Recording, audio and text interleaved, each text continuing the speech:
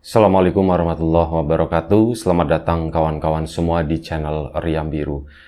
Terima kasih banyak untuk kawan-kawan yang sudah berkenan hadir di channel ini, dan pada kesempatan kali ini ada satu cerita datang dari Mas Arifin di Cilacap. Mas Arifin menceritakan tentang satu pengalaman horor yang pernah dialaminya sekitar tahun 2011.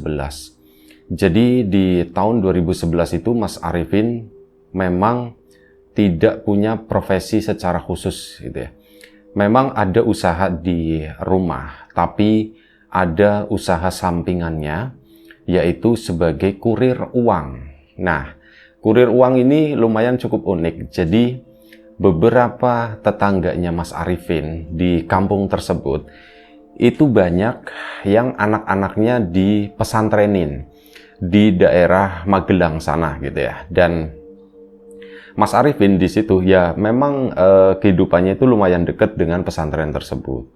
Dan dari awalnya cuman iseng waktu itu nganterin uang keponakannya. Jadi begini, mungkin ya anak-anak pesantren mereka itu nggak megang rekening gitu ya, nggak megang kartu ATM dan sejenisnya seperti itu. Jadi yang namanya kebutuhan uang itu tadi masih manual. Ya disamperin ke sana, didatengin uangnya itu dikasih ke yang bersangkutan, masih manual banget lah. Dan ya awalnya Mas Arifin itu diminta sama bulenya waktu itu, sama kakaknya ini buat nganterin ini tadi uang si keponakannya itu. Ya berangkatlah ke sana bolak-balik beberapa kali. Ada tetangganya pun melakukan hal yang sama, cuman mungkin tetangganya tersebut karena faktor usia juga akhirnya kan capek dan melihat ada peluang, oh ya sudah nitip sama Arifin aja gitu kan. Akhirnya kayak gitu Mas Arifin pun nyampein ke sana, kedengeran sama yang lain pun akhirnya daripada jauh-jauh gitu ya dari sini ke Magelang sana, ya udah titip aja sama Arifin. Lumayan lah, jadi kayak satu bulan sekali itu pergi ke sana bawa uang gitu ya, itu buat yaitu titipan dari orang-orang di kampungnya. Biasanya lumayan, ada sekitar 6 atau sampai 10 lah gitu ya, ada yang nitip sama Mas Arifin. Dan ya ini peluang juga, sayang juga gitu kan, toh aku juga mesti nganterin ke keponakanku, dititipin sama mereka, aku dapat juga dari sana, lumayan lah. Nah akhirnya apa? Itu pun dijalani sama Mas Arifin. Dan biasanya Mas Arifin itu berangkat dari Cilacap itu malam hari. Malam entah sesuka-suka dia gitu lah. Bisa jam 10, bisa jam 11 malam, pokoknya nyampe sana itu biar subuh itu nanti dibawa santai gitu kan. Subuh nanti aku bisa ya sholat subuh di sana dan sebagainya. Nanti selepas subuh baru aku balik lagi ke Cilacap. Ritmenya itu seperti itu. Dan pada suatu hari ini dilalahnya gitu ya, Mas Arifin itu memang agak sedikit nggak enak badan. Dia badan itu rasanya tuh lemes banget hari itu, tumben-tumbennya. Dan ya karena tugas itu kan, tugas, dan ini udah terlambat sekitar 2 hari. Ya nggak enak, yang para tetangganya, Pin kapan berangkat, Pin kapan berangkat, udah banyak nanya-nanyain seperti itu. Oh iya, nasib anak-anak di sana gitu ya, meskipun ya di situ juga nggak kekurangan, cuman kan untuk kebutuhan-kebutuhan yang lain telat itu kan sangat menyiksa gitu ya. Udahlah, tak paksa-paksain gitu waktu itu, kata si Mas Arifin, udah tak paksa-paksain, capek atau gimana, yang penting udah jalan aja dulu. Akhirnya sudah dititipin sama ini, udah dititipin gitu kan, udah aku mau berangkat nanti malam. Akhirnya sudah Mas Arifin siap-siap dengan badan yang itu nggak enak tadi, pakai jaket tebel dan sebagainya. Waktu itu minum obat dulu gitu ya, minum obat biar nggak, tapi obatnya yang biar nggak bikin ngantuk, intinya seperti itu ya. Udah akhirnya jalanlah Mas Arifin sekitar jam 10 malam dari rumah. Jalan di bawah santai. Dan ya karena memang badan lagi nggak enak, sebentar-sebentar istirahat, 1 jam perjalanan berhenti dulu, 1 jam lagi berhenti dulu, sampai pada satu titik di mana ini ndak tahu, kata Mas Arifin, apakah ini reaksi dari obat yang bikin ngantuk atau apa gitu. Bawaannya Mas Arifin itu ngantuk banget, atau memang karena badan lagi nggak fit jadi lemes ya. Nah ini bawa motor aja itu ngantuk banget, nyampe kaca helmnya dibuka ketabrak angin pun masih gitu ya. Muka itu tuh rasa kayak nggak ada rasanya gitu, kayak mati rasa seperti itu. Akhirnya sudah, Mas Arifin pun coba nyari tempat, mana ya tempat yang kira-kira bisa tak pakai buat istirahat sejenak. Pom bensin nggak tahu di mana gitu ya, masih jauh atau apa. Nah di situ Mas Arifin itu berhenti sejenak. Ini ada sebuah bangunan, sebuah rumah di antara deretan rumah begitulah, dan di situ rumah tadi ini ada apa ya? Ada kanopinya gitu ya, ada kanopinya, dan halamannya juga lumayan cukup luas di situ tanpa pagar. Ya sudah, Mas Arifin pun melipir. Di sebelah kiri ini kayak hutan-hutan, di sebelah kanan itulah yang rumah itu tadi. Akhirnya Mas Arifin pun nyebrang ke sana, ke kanan menuju ke rumah tersebut. Motor diparkir, lihat-lihat gitu kan. Gak ada siapa-siapalah, aman gitu ya maksudnya. Aku mau izin sama yang punya rumah juga, rumah udah tutup semua. Jadi udahlah, aku tiduran di sini sejenak. Motor di standar 2, Mas Arifin itu juga bawa rantai. Ada tiang ini kan, penyangga kanopinya, dirantain di situ ya buat keamanan. Uang yang ada di jaketnya Mas Arifin itu dipindahin ke jok motor di situ. Mas Arifin pun memang ada tikar tipis gitu ya, memang karena untuk perjalanan jauh itu udah dipersiapkan semua sama Mas Arifin. Digelarlah di sana, dia pun coba untuk tertidur di situ. Rebahan begini rasanya tuh enak banget, kata Mas Arifin. Aku itu ngantuk banget, beneran sumpah aku ngantuk. Akhirnya apa? Mas Arifin pun tertidur. Nah, saat lagi tertidur, Mas Arifin itu ngerasa kok ada yang bergerak. Dia kan pakai jaket gitu ya. Kok ada yang bergerak-gerak gitu. Aduh, apa ini? Ini binatang nih, ini binatang nih. Mas Arifin nggak mau bergerak yang mengagetkan atau gimana, takutnya itu ular atau apa gitu kan, ngerinya nanti kaget, matuk atau bagaimana.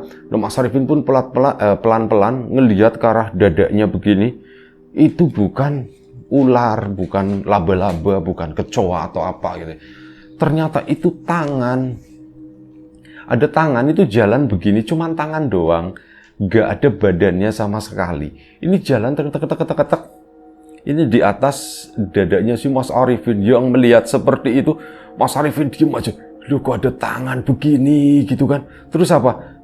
Si tangan itu menuju ke atas begini dan ngebekep ini mulutnya si Mas Arifin waktu itu. Oh, dia meronta-ronta lah yang jelas. Dan ternyata itu bukan kejadian sesungguhnya, melainkan hanya sebatas mimpi. Tangan hitam tersebut kayak tangan yang udah hangus, tangan udah kebakar gitu ya. Ini tuh begini, ini bekem mulutnya. Dia pun kebangun, begitu kebangun ya, ternyata aku cuman mimpi, kayak semacam ditindih begitu ya. Begitu bangun keringat pun gak jos-josan begitu, dan cuman apa, badan itu rasanya enteng. Mungkin karena udah keringat keluar semua ya, sampai jaketnya tuh dibuka begini. Dan mungkin karena Mas Arifin tadi bersuara kali ya, gitu ya, kayak orang mimpi buruk dikejar-kejar kuntilanak atau apa, mungkin seperti itu. Yang punya rumah pun bangun, dan bangun cekrek buka pintu kan. Mas Arifin nengok ke sana, terus ya Mas Arifin buru-buru minta maaf. Siapa ya Mas ya? Ditanya begitu sama yang punya rumah. Oh, maaf Pak, saya tadi numpang tidur di sini, numpang istirahat di sini Pak. Saya Arifin dari Cilacap mau menuju ke Magelang, tapi di jalan tadi ngantuk banget. Oh begitu Mas, udah enggak apa-apa Mas. Kalau mau istirahat jangan di situ, di sini aja Mas, di sini, mari di sini, jangan di sini, masa di pinggir jalan. Ternyata yang punya rumah itu baik. Ya sudah, begitu Mas Arifin ini ya beberes-beres bangun dari tidurnya, terus ke sana ya nurutin si tuan, terus sini Mas. mau tak bikinin minum, apa ndak usah Pak katanya. Tapi ternyata dibikinin juga, lumayan lah, dapat teh anget, diminum. Terus si tuan rumah tadi memang belum tidur, waktu itu sekitar jam 12 malam lah. Iya, saya tadi ngedenger ada orang kok kayak ada orang teriak-teriak gitu, siapa, ternyata di depan rumah gitu ya. Iya, sampai saya ngeliat sampean itu kayaknya mimpi, cuman tak biarin dulu gitu sampai bangun. Ya udah, begitu sampean bangun, udah akhirnya saya keluar. Kenapa Mas, mimpi apa Mas? Nah, si Mas Arifin pun ya malu-malu gitu ya cerita itu, Pak. Saya enggak tahu Pak, saya itu berangkat dari Cilacap, memang badan itu rasanya lagi nggak enak Pak. Saya lagi minum obat gitu kan, dan tadi tuh rasanya tuh ngantuk banget.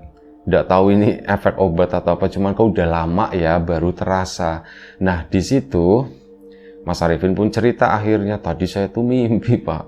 Ya mimpinya mimpi lucu, kata Mas Arifin. Lucu kok sampai teriak-teriak gitu Mas. Iya Pak, begini di jaket saya tuh ada yang bergerak, dan itu tuh tangan Pak, katanya begitu. Tangan apa Mas? Tangan warna hitam Pak, kata si ini ya. Si bapak pun diem gitu kan, nggak ngejawab apapun. Mas Arifin kan berharap gimana gitu ya, ada balasan, tapi bapaknya diem aja. Dan Mas Arifin akhirnya kenapa Pak gitu kan, nanya, Pak ada apa Pak?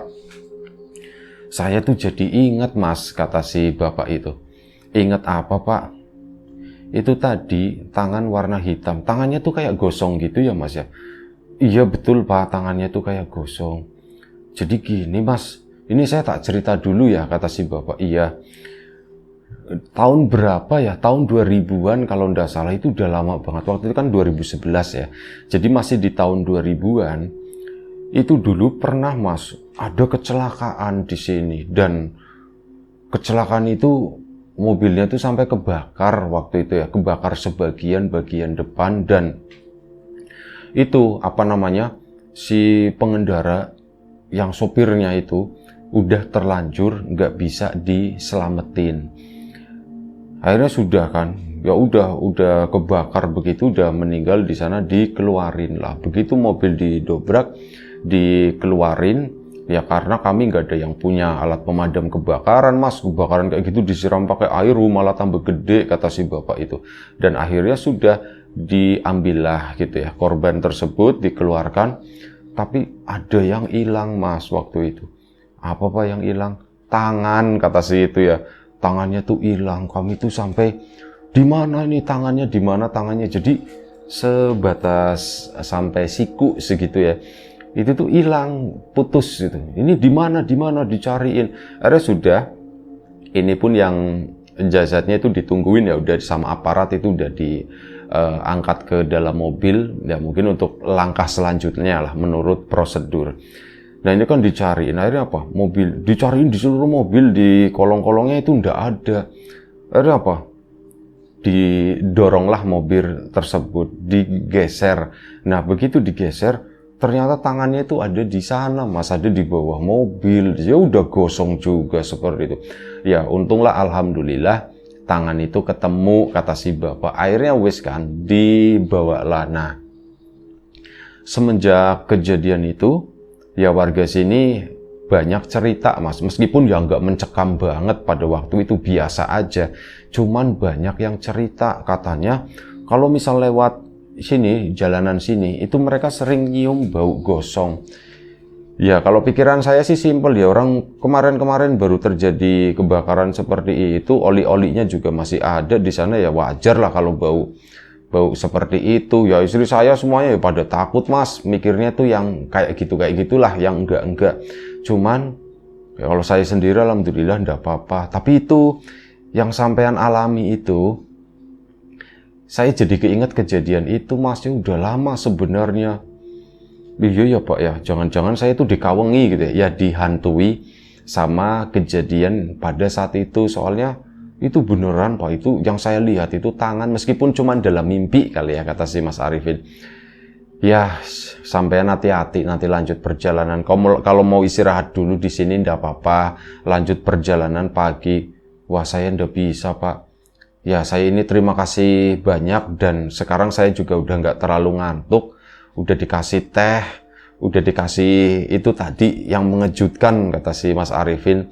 Jadi ya saya udah nggak terlalu ini lagi Pak, udah seger lah, nanti ini saya langsung lanjut perjalanan aja, gak istirahat aja dulu Mas, udah usah Pak gitu kan, biar saya langsung lanjut aja. Akhirnya sudah, setelah mungkin kurang lebih 5-10 menit, si bapaknya pun negesin sama Mas Arifin, ini Mas saya bukan yang ngusir loh, saya itu mempersilahkan sampean istirahat di sini, jangan di situ, jangan di pinggir jalan, nanti motornya kesiniin aja, nih tidur di sini kan enggak apa-apa Mas, kata si bapaknya tadi, baik gitu ya. Mas Arifinnya menolak, enggak Pak, terima kasih gitu ya, saya jalan aja sekarang Pak, Bapak udah baik banget, udah bantuin saya, sama-sama Mas gitu ya, hati-hati di jalan ya, intinya begitu. Dan ya singkat cerita, Mas Arifin pun pergi dari tempat tersebut, melanjutkan perjalanan. Nah, lanjut perjalanan malam itu dibawa santai, ya namanya jalanan malam gitu ya, sepi banget, enak, syahdu, agak sedikit melamun juga waktu itu. Terus ke sana sampai mungkin kurang lebih sekitar jam 2 jam kemudian, karena di bawahnya tuh santai ya. Mas Arifin pun, oh ada pom bensin, bensin juga udah mulai menurun gitu ya. Akhirnya udahlah, aku ke sana dulu aja. Mas Arifin pun ke pom bensin, ke situ ngisi motornya. Jok kan dibuka, jegrek. Begitu dibuka Mas Arifin itu teriak, astagfirullahaladzim. Si tukang pom bensinnya itu kaget, Mas kenapa Mas, kenapa Mas? Mas Arifin itu ngelihat tangan hitam itu tadi, tempat helm, ini loh, apa namanya, helm nggak masuk sih, itu sih biasanya yang ruang itu buat naruh jas hujan dan sebagainya di bawah jok itu kan ada ya, motornya itu motor matic. Nah itu ada yang ngeruwel begini, itu tangan yang hitam, cuman apa, yang ngelihat itu cuman Mas Arifin doang, si tukang pom bensinnya itu nggak ngelihat apa-apa. Mas kenapa Mas? Ini enggak. Ya, Mas Arifin ngeliat ke situ lagi, udah nggak ada gitu. Enggak Mas, tadi saya tuh salah lihat, intinya begitu. Oh ya wes gitu. Udah malam kali Mas, sampean ngantuk kali Mas, kalau ngantuk istirahat dulu aja situ, kata si tukang pom bensin. Oh iya Mas, makasih, katanya begitu, ini saya lagi diburu waktu gitu. Oh emang mau kemana Mas? Saya mau ke Magelang gitu. Oh ya deket lah, udah deket, kata situ. Akhirnya sudah diisi, udah ditutupkan, Mas Arifin pun keluar dari situ. Ya dari situ mulai kepikiran, kok tangan itu kok ikut terus ya, kata si Mas Arifin. Kok bisa-bisanya gitu ya, apa aku cuman perasaan gitu doang atau gimana ya, masih kebawa sampai sekarang. Perjalanan lanjut ke sana, dan ya menjelang subuh Mas Arifin pun tiba di tempat tujuan. Di pesantren sana udah rame gitu ya, pagi-pagi Mas Arifin pun ke tempat sholat gitu ya, ke masjid di sana. Ya istirahat sebentar sambil nungguin subuh. Subuhan, singkat cerita selepas subuh tugasnya diselesaikan, ketemu sama itu ya, menyampaikan amanah dari keluarga-keluarga mereka. Setelah itu ya Mas Arifin sarapan dan yang lain-lain, persiapan menuju pulang. Akhirnya sudah, singkat cerita lagi, semuanya udah selesai. Mas Arifin pun menuju pulang, melakukan perjalanan pagi hari itu ya menyegarkan gitu ya. Dan sampai di Cilacap itu udah lumayan cukup siang, Mas Arifin pun langsung istirahat. Oh ya, ditanya sama bapak sama ibunya, Pin gimana? Udah sembuh atau gimana? Alhamdulillah Pak, udah sembuh Pak, dibawa jalan-jalan, anginnya nggak masuk, tapi malah anginnya tuh pada keluar semua, kata Mas Arifin.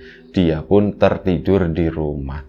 Nah saat tidur itu, tidur siang, Mas Arifin itu lagi-lagi digangguin. Dia itu perasaan itu lagi tidur, terus apa, di bagian atap kamarnya itu ada yang geletik, ada bunyi-bunyi. Mas Arifin kan akhirnya melek begini. Begitu melek, Mas Arifin itu ngeliat tangan itu nempel di langit-langitnya, terus apa, jatuh plek tepat di mukanya Mas Arifin. Ya dia pun teriak-teriak, dia pun ketakutan. Ini bapak sama ibunya, adik-adiknya pada datang ke situ semua. Kenapa Pin, kamu kenapa Pin? Wah, Pak, ada yang gak beres Pak gitu. Gak beres gimana? Akhirnya Mas Arifin cerita, Pak, jadi semua itu berawal ketika malam itu, Pak. Aku itu istirahat di sebuah rumah, aku mimpi begini, terus pas di pom bensin diceritakan deh, aku pun melihat itu lagi, ini sampai rumah sini, ini enggak tahu mimpi atau enggak apa gitu ya, kata si Mas Arifin. Aku ngelihat itu lagi, Pak, tangan gosong itu lagi, Pak. Ya sudah, akhirnya bapaknya, wes gini aja. Tanya sama si Mas Zulmi, katanya Zulmi itu si nama Pak Ustadz gitu di sana ya. Sana coba ke tempatnya Mas Zulmi sana gitu. Iya Pak. Akhirnya Mas Arifin, tapi nanti sorean, agak sorean. Nah sekitar jam 4 sore udah mandi dan sebagainya. Mas Arifin itu datang ke Ustadz Zulmi. Tat, kata si Mas Arifin kan. Tumben Vin, kesini Vin. Iya Tat. Mau curhat, kata si Mas Arifin. Curhat apaan gitu kan. Aku kan kemarin habis nganterin itu, ya, Ustadznya tahu gitu ya. Aku habis nganterin ini ke sana. Aku tuh ngalamin begini-begini, Tat. Gimana ya, Tat ya?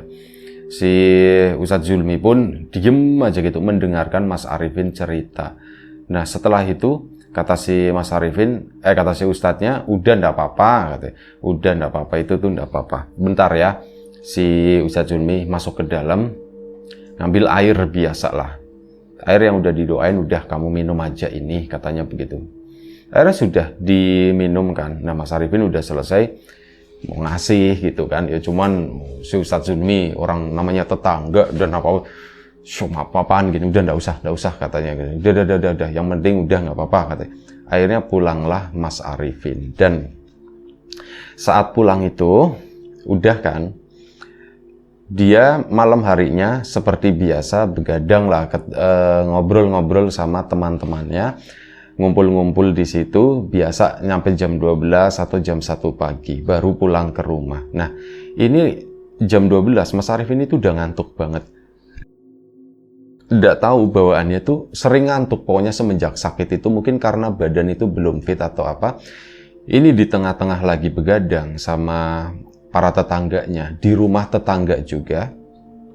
Ngobrol-ngobrol, ada sekitar 7 orang di situ. Mas Arifin pun ambil posisi. Lah Vin, jam segini udah ambil posisi begitu. Iya, aku udah nggak tahu lagi, ngantuk nih, badan masih nggak fit katanya. Nah akhirnya Mas Arifin pun tidur di sana. Nah saat tidur tersebut, Mas Arifin itu mimpi dia itu seolah-olah kayak berada di suatu tempat di pinggir jalan, dan ini tempat di mana Mas Arifin tidur waktu itu. Waktu malam itu cuman sore hari. Ya pokoknya udah adem gitu ya.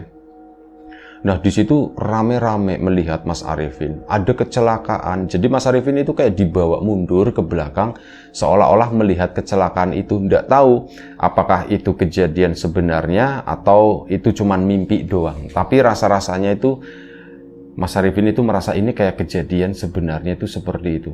Mas Arifin di sana banyak kerumunan, ada api besar di situ, asap hitam ngepul juga, bau-bau hangus itu juga tercium gitu ya. Kenapa ada apa? Dan oh iya, Mas Arifin ini jangan-jangan yang kecelakaan itu ya, yang dia kan udah tahu gitu ya, apa jangan-jangan ini yang kecelakaan itu. Ternyata benar.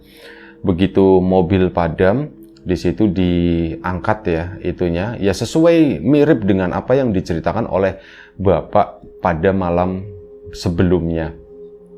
Nah begitu melihat itu, ya beneran mobil itu didorong, ketemu itu ada ini tangan gitu. Nah begitu udah ketemu, udah tuh itu diangkat ke mobil patroli gitu kan, mau dibawa ke rumah sakit ke sana buat ya untuk otopsi atau apa ya. Nah begitu udah selesai, tiba-tiba ya Mas Arifin di sana berada atau berdiri di dekat si mobil petugas tersebut. Dan ini yang dikantung itu, yang udah dikantongin, tiba-tiba ngebuka, brut. Mas Arifin ngelihat yang itu versi hangusnya. Ya Mas Arifin takut gitu ya. Cuman apa? Si yang versi hangus itu ngomong, "Nggak usah takut," katanya. "Nggak usah takut."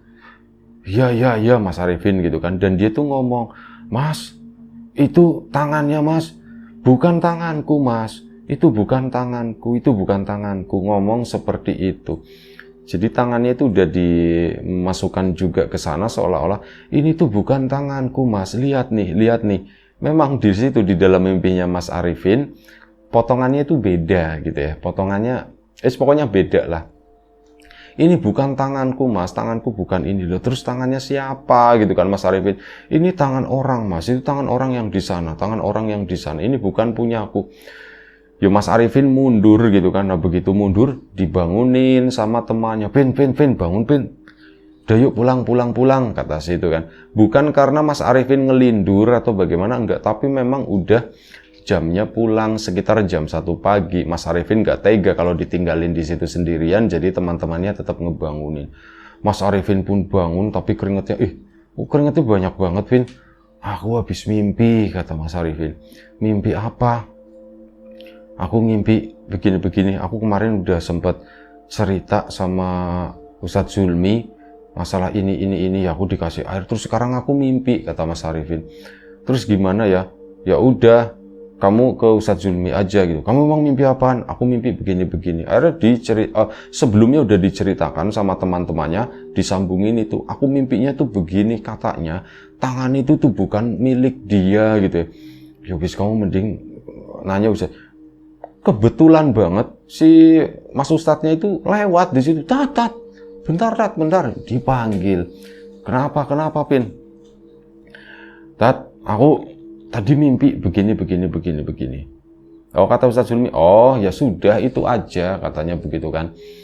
Itu mungkin kejadian yang sebenarnya. Mungkin ya, saya tuh nggak menjamin, cuman itu mungkin yang sebenarnya terjadi. Mungkin cuman mau ngasih tahu kamu, kalau dulu tuh kejadiannya begini. Terus aku harus gimana, Ustadz? Ya sudah, kamu nggak usah gimana, ndak apa-apa. Itu nanti akan hilang dengan sendirinya kok, kata si bos. Tapi beneran ya, Tet ya? Iya beneran, ndak apa-apa. Soalnya aku takut, Ustadz. Alah, sama gitu aja takut, kata si Ustadz Zulminya. Akhirnya ya sudah, Mas Arifin pun malam itu pulang. Tapi ya dengan pikiran yang kayak gitu, ya cerita ke orang tuanya, Pak begini. Tapi kamu ndak apa-apa, kata Ustadznya. Ya wis, akhirnya Mas Arifin pun menjalani hari-hari biasa. Nah, di bulan selanjutnya Mas Arifin melakukan hal itu lagi, mampir di rumah si bapak. Ngobrol, Pak, aku tuh kemarin ngalamin begini Pak. Nah, kata si bapak, saya juga berpikiran seperti itu Mas. Saya juga ini kok potongannya beda gitu ya. Jadi yang kebakar itu agak sedikit ke bawah, sementara yang ini itu lebih panjang sampai siku. Pokoknya potongannya beda, nggak pas. Saya juga berpikiran seperti itu. Terus gimana ya Pak ya? Ya saya nggak tahu, orang kejadiannya udah lama Mas, udah dari tahun 2000-an sampai sekarang ya nggak ngerti gitu ya. Pak, apa mungkin tangannya tuh belum ketemu ya Pak ya? Bisa jadi gitu ya. Cuman ya Mas udah lama, udah jadi debu kali Mas. Atau mungkin jangan-jangan udah dibawa sama binatang atau bagaimana. Iya ya, kasihan ya. Ya mau gimana lagi Mas, doain aja gitu. Akhirnya Mas Arifin pun di situ sempat berdoa gitu ya. Untuk siapapun itu yang pernah meninggal di sini, kata Mas Arifin, aku doain gitu, dikirimin doa. Dan alhamdulillah setelah kejadian itu udah nggak digangguin lagi, benar-benar hilang. Sebelumnya itu masih ya kadang muncul di mimpi, kadang ya saat lagi ngelamun atau apa gitu ya, perasaan gitu doang ya. Tapi setelah Mas Arifin mendoakan, alhamdulillah semuanya itu baik-baik aja, semuanya itu kembali normal. Itu aja satu cerita dari Mas Arifin di Cilacap sana. Terima kasih banyak Mas Arifin. Kawan-kawan di rumah juga terima kasih banyak atas support dan dukungannya apapun itu. Kawan-kawan subscriber, kawan-kawan membership, kawan-kawan yang udah kasih support dalam bentuk super thanks ke Riam Biru, terima kasih banyak. Kawan-kawan yang udah ngasih like, udah nge-share ke yang lainnya, kawan-kawan yang udah ninggalin komentar juga terima kasih banyak. Kawan-kawan yang sudah memesan bawang gorengnya Wiji, tak lupa terima kasih banyak. Yang belum memesan ditunggu pesanannya. Yang sudah mampir di channel Lapak Horor juga terima kasih. Doa terbaik dari kami untuk kawan-kawan semua, semoga selalu diberi kemudahan dalam hal apapun, termasuk kemudahan dalam hal rizki. Yang sakit segera diberi kesembuhan, yang sehat tetap dijaga kesehatannya. Baik, sampai jumpa di episode selanjutnya Riam Biru, jaga kesehatan kawan-kawan semuanya. Assalamualaikum warahmatullahi wabarakatuh.